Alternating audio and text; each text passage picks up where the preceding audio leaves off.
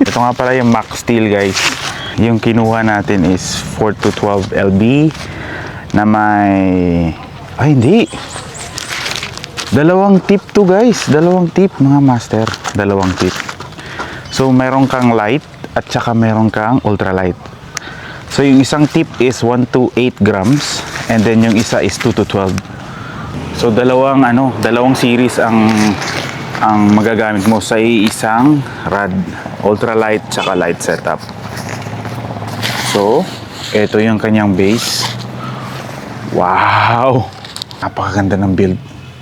Ultralight and light. Sa iisang presyo, dalawang level ang malalaro nyo. So ito na guys, Max Steel.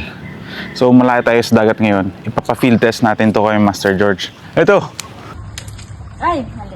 Tara, field test tayo.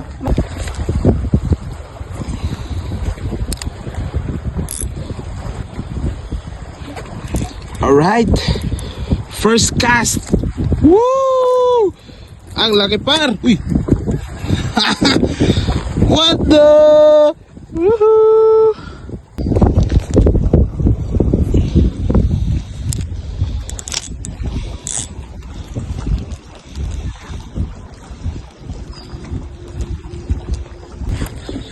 Fish on guys, fish on.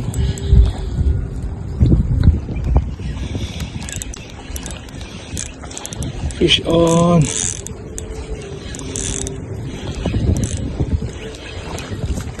Oy, foul look. Foul look. Wow, what kind of fish is this? Foul look guys, foul look.